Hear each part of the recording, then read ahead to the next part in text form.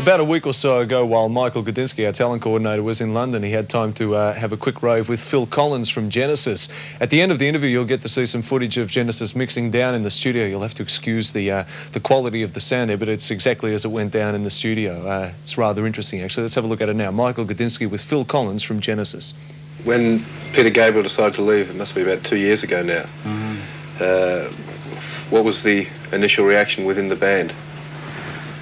Well, I mean, obviously, one tries to persuade the guy to stay because it's, not sort of pleased, but that's the fact that we believed that at that point we were getting to the point where we could do anything we wanted to do. I was doing Brand X, my own band, and anybody could have done what they wanted to. It could have been worked out. But quite rightly, I think, Peter decided that he wanted to have more control over his own songs. Everyone writes individually, you see, as well as collectively. So he has a whole backlog of songs, and he felt he wanted to be more in control and not compromise his ideas in the same way that Steve's just done. He has exactly the same kind of feeling. So you leave. I mean, all three of us that are left, we enjoy writing together, and we're quite prepared to make some of the compromises with our own music. If I bring a piece in and Tony likes something about it and doesn't like something about it, we'll sort it out as opposed to being totally a dictator, Anyway, get back to the point. I mean, we try to work things out, but I mean, he wanted to leave, and so from that moment on, I mean, we still had 3 months of touring to do, with this situation. So there was no bad vibes or anything. Everyone was quite happy. But from that moment on, we talked in groups. The four of us got together every now and again to talk about what we were going to do, whether we were going to carry on or what. And we decided to leave it until we had the music. So we had this music in the rehearsal room, and we started playing it, and it really took off. And so, we kind of decided that we were going to carry on anyway. I mean, to my point of view, I knew the band, not with me as a singer, because at that point I had no idea, but just the band could sustain itself, because the band was good enough. It was like 4/5 of the writing material left. Yeah, from the point of view, it must have been quite frightening in the sense of the tour coming up, and that the band had really got to a point where, like you say, it could have done anything, and it must have been like, where's Peter going to, in that sense that we had it all before us.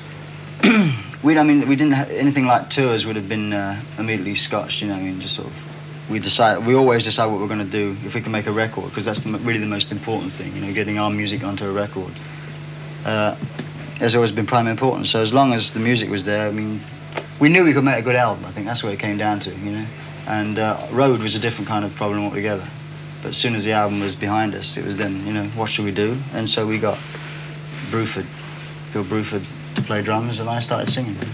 But before the decision was made for you to start singing, I believe there was audition after audition. Is that? Yeah, it was kind of leisurely, though. It was quite a leisurely sort of panic. I mean, he left, and we started rehearsing as a four-piece. I was going to sing a few of the songs, the quieter songs, because I'd never sang any of the louder songs, because I was always playing the drums, right? So we put an advert in the Melody Maker, Genesis stroke Yes type group want singer, right? And see what we came up with. And we did come up with a few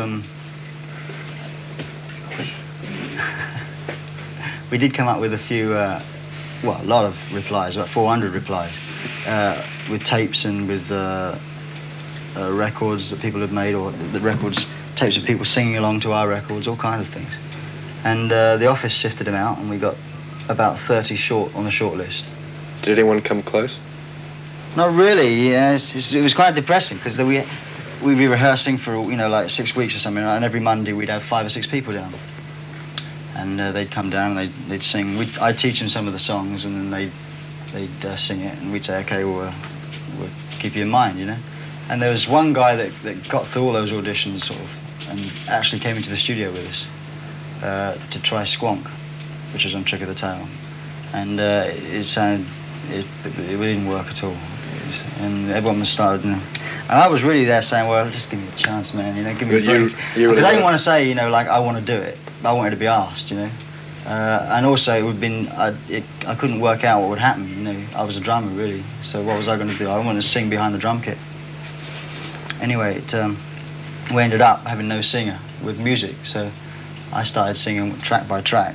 Said, well, we'll try this one, see how it goes. And it started to sound good. Who's playing drums on the new album? On this one? Yeah. I am. Because I'm really the group drummer, you see. I mean, live is different, you know, because I can't sing and drum. Well, I can, but I don't like to. You know, it's like very bad visually to sit behind a drum kit in front of all those people and expect them to be interested, you know. So we get a drummer for touring, and I play as well. So there's two of us playing something. With the new album, you haven't got a title as yet, although I believe there was an interesting title contemplated there. Yeah, we thought when Steve left that we'd call it as, and then there were three, but or round three, after seconds out, you know. But no, we're very bad at titles. We never come up with titles until the last minute, you know, until it looks like the album's going to be put back, you know. How far into this album are you? Well, it's all finished. In fact, by the time this will be on television, I dare say it will all be completely wrapped up. I mean, we've just got to mix a few tracks now. It's all but. Melody Maker recently voted Genesis the best live act and the best British band. I mean, this must be a great compliment to Genesis. Was it a surprise to you in view of the whole upheaval of the English music scene with the punk new wave situation?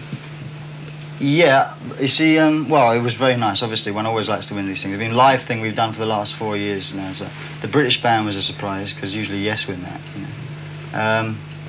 But the thing is, I mean, obviously this poll is just based on the people that buy Melody Maker. Now, punks don't buy Melody Maker; they buy Sounds or they buy NME. So obviously, you're going to get much more of a musical reply from those voters than a punk reply, you know.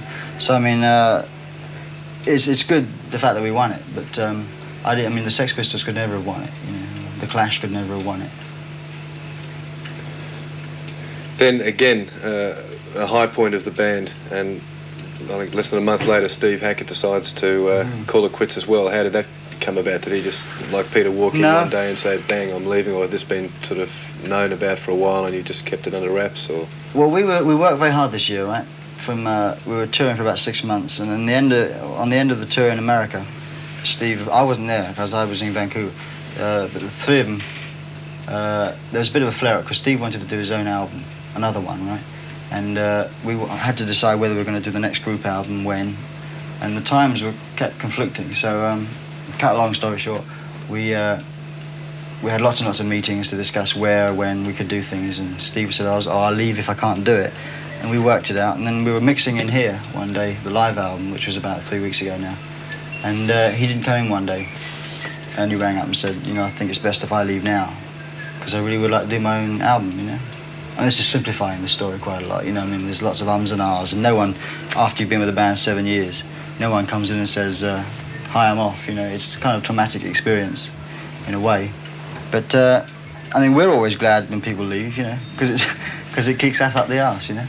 It makes us do things that we can't normally do, you know. Like Mike's now playing lead guitar as well as bass. That's not to say we won't get a guitarist, but I mean, for live anyway. But I mean, you know, the three of us have made this album, and it doesn't sound much different from another Genesis album, apart from the songs being a lot better, of course. Well, being 100% better than anything else we've ever done.